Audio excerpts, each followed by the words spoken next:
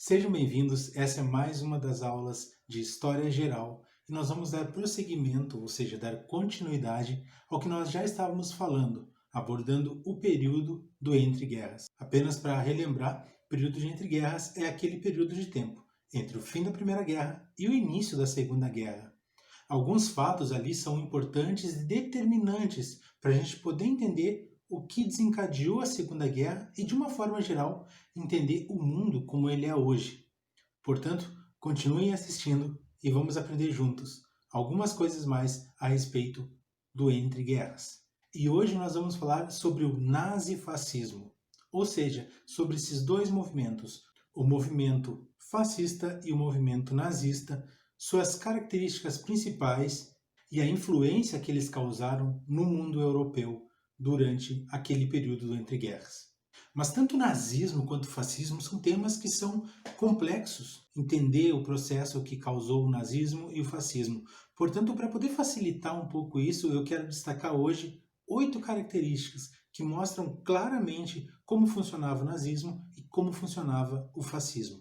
A primeira característica que eu quero abordar com vocês é o nacionalismo exacerbado, ou de outra forma de dizer, o nacionalismo exagerado.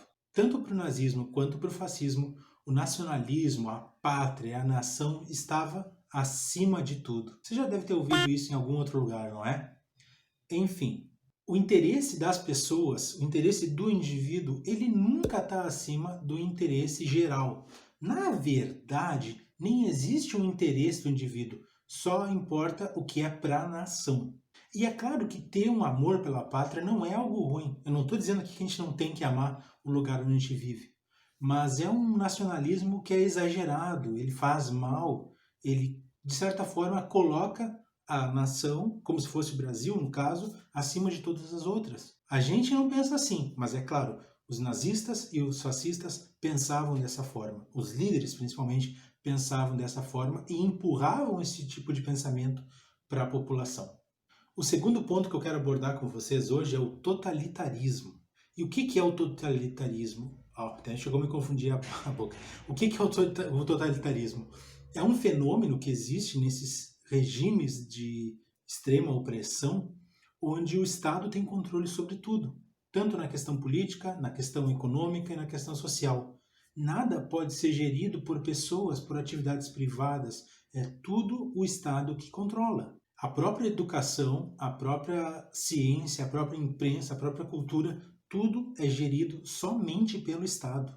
E se o Estado gere a política, óbvio que eles não vão querer sair desse poder, eles não vão querer perder esse poder. Logo, o próximo item é uma das coisas principais que eles fazem, que é ter apenas um partido político. Então, terceiro item, como eu disse, o unipartidarismo é exatamente essa crença de que deve haver apenas um partido, um modo de se pensar política em toda uma nação. Tanto os fascistas quanto os nazistas fizeram isso, eles agiram dessa forma. Tem até uma frase de Mussolini que retrata bem essa situação, quando ele diz: nada deve estar acima do Estado, nada deve estar fora do Estado e nada deve estar contra o Estado.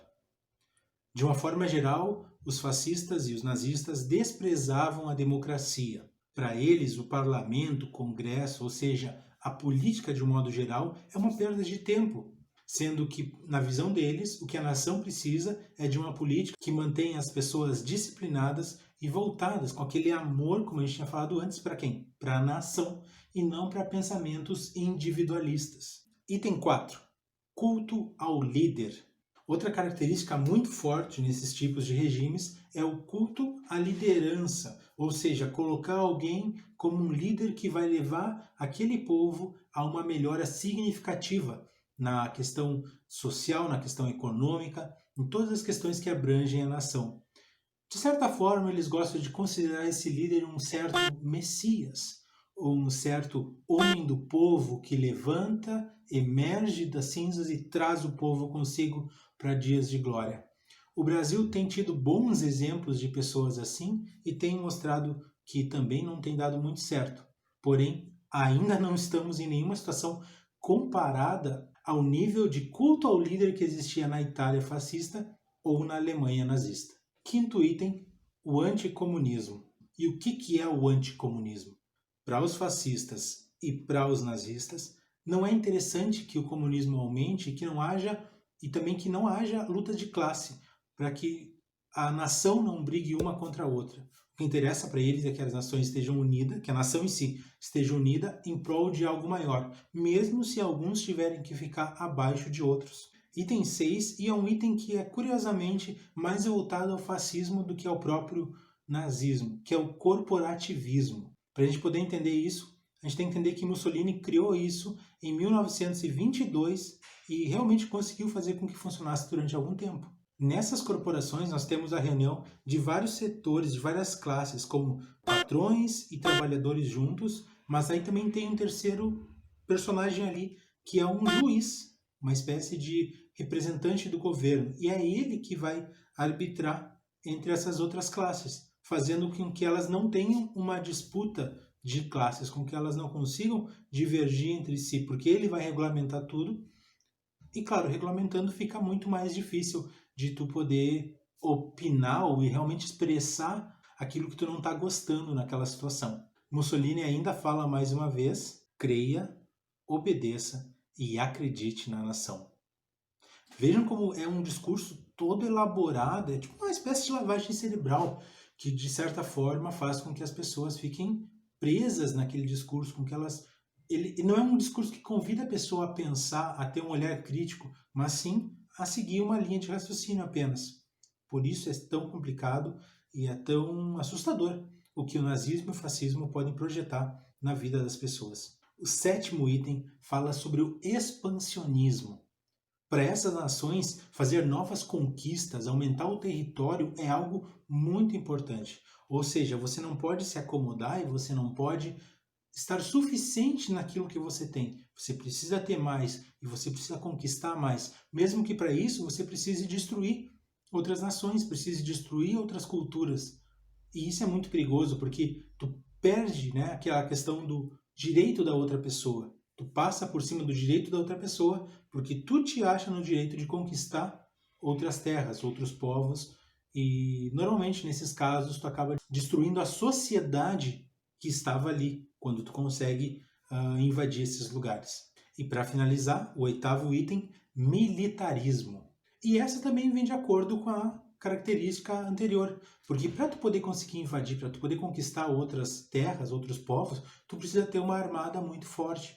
Logo, eles aumentam muito a questão militar, a questão bélica. O que é bélica? A questão das armas, né? Então, eles aumentam essa questão das armas, do contingente de soldados, e atacam aí sim com todas as forças que tem outros grupos. A gente poderia ver mais na frente, lá no final da Segunda Guerra, que é mais ou menos por aí que acontece com a Alemanha. Ela faz um grande ataque em cima da Rússia e acaba perdendo, porque embora tenha muita gente invadindo a Rússia, eles acabam sofrendo uma grande baixa por causa do inverno, né? Então tem toda essa questão dos militares, de armar e de deixar eles fortes para poder atacar os grupos inimigos.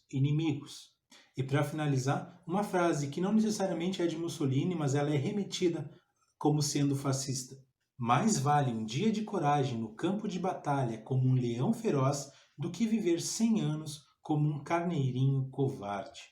Vejam, de novo, vejam a lavagem cerebral que é feita nas pessoas, tanto na população quanto naqueles rapazes que vão lá e às vezes nem sabem exatamente por que estão indo para uma guerra, mas como é feita uma lavagem, um trabalho de mente para que eles realmente acreditem naquilo, para que eles façam as coisas que os líderes desejam que seja feito.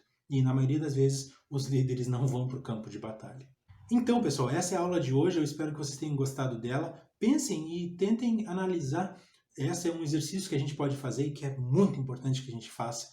Situações do nosso dia a dia, do nosso Brasil, do nosso contexto, de um líder político, de outro líder político, situações que são parecidas com esses itens que nós mencionamos aqui. Nós podemos ver alguns pequenos reflexos, alguns pequenos fragmentos desse nazismo e desse fascismo em ideologias atuais. São frases, são maneiras de agir e às vezes tudo sempre... E pense, né? Nunca é mascarado de algo negativo, é sempre mascarado de algo positivo, algo que vai trazer um grande bem para a nação.